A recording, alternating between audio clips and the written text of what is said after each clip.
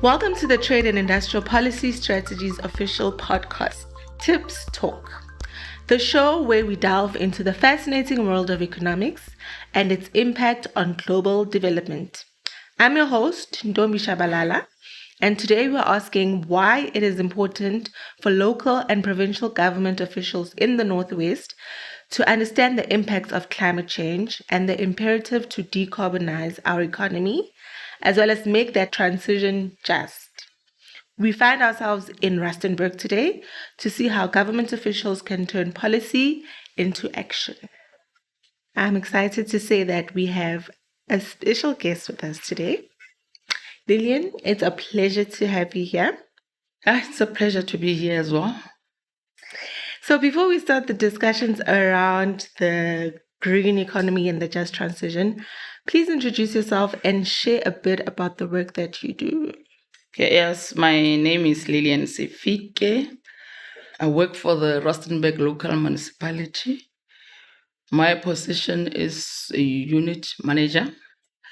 I'm leading the unit that is called Integrated Environmental Management.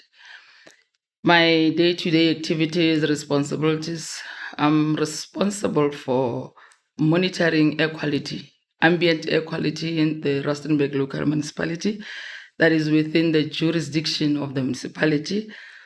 Also responsible for the environmental impact assessment. When we have the development underway, what they do, they will always bring in applications so as to see whether the application or rather the development that is forthcoming is in line with our environmental laws.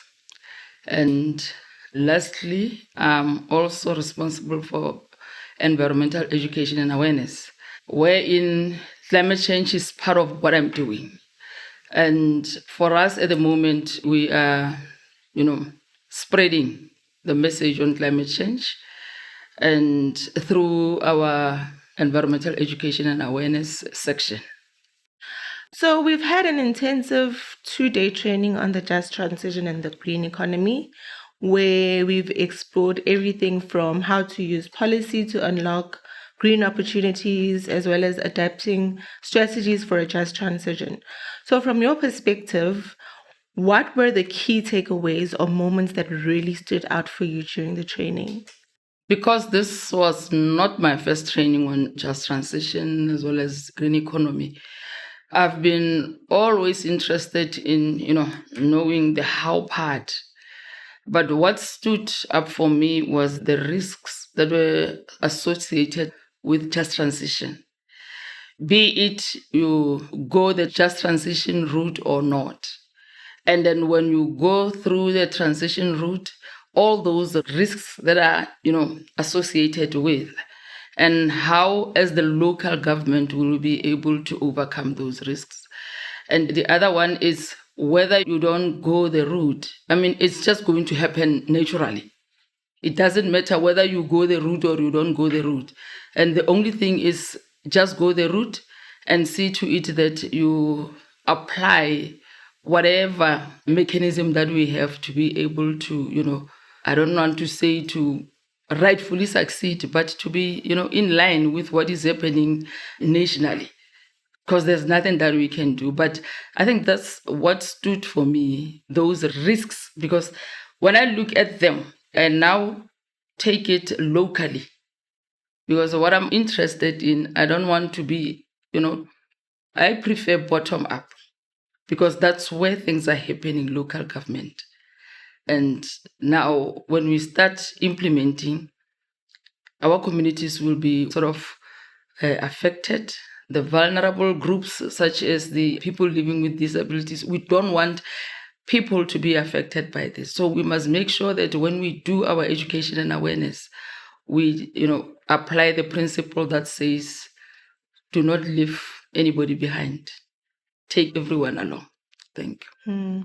And building on that, I'm curious to know, how do you see these just transition discussions connecting to your own work, and how would you infuse the policies and the policy discussions we've had into what you do?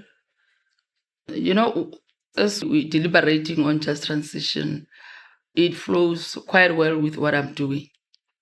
Because at the moment, I have my own climate change strategy and greenhouse gas inventory, though it needs to be reviewed because it's a bit old.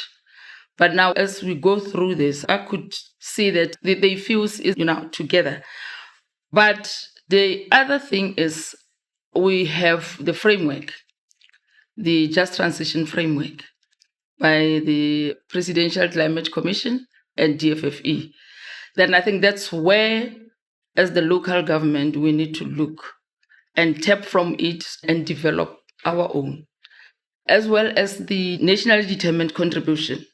Those are some of the strategies that are there, and we need to tap into them as well when we do the review of our climate change strategy. Because now we speak in the other language that talks to just transition. So alignment is very, very important. So I think for me, all these policies that we have discussed, they will help. We will tap into them, align them with what we have now. And then, alignment will be very, very much important at this point in time with what we have. So, looking at your province, what do you see as the biggest opportunities or challenges in advancing a just transition? Our province is supporting the local government as well. They are coming up with their own strategies. For instance, we will be attending the climate change strategy and implementation plan where just transition will be discussed. And I think the only challenge that we have is, yes, we will be having the strategies, but now when we roll it down to the local sphere, it needs funding, and we don't have that.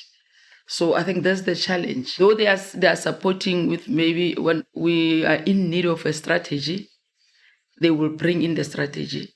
But now the implementation part, it's a problem.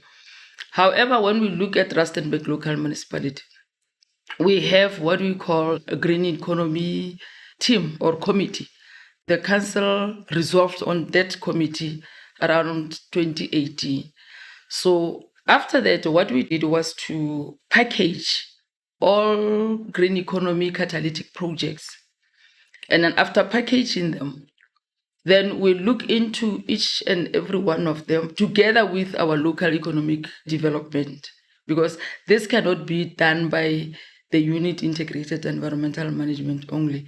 It needs to be mainstreamed. So after packaging those, is then that now we're looking for funding as to which one out of the package can be, classified as a green economy project. That's where now we need assistance, maybe from national as well as provincial. District as well is helping. But, at this point in time, no one is coming up with funding, especially for climate change project, as we are now heading to low carbon economy projects. Thank you. All right. Thank you so much for sharing your insights today. It's been great hearing your perspectives on the just transition and the green economy. And we really hope our listeners will walk away with new ideas and inspiration for their own work. Thank you once again. That brings us to the end of today's episode. A huge thank you once again to our guests for sharing their expertise and their time with us, and also for attending this training. We hope that they'll continue to champion the mandate of greening the economy in a just and equitable way. And to our listeners, your support means the world to us. Thank you for joining the Trade and Industrial Policy Strategies official podcast. And remember, sustainable growth is not just a goal, but a path to a more resilient and prosperous future.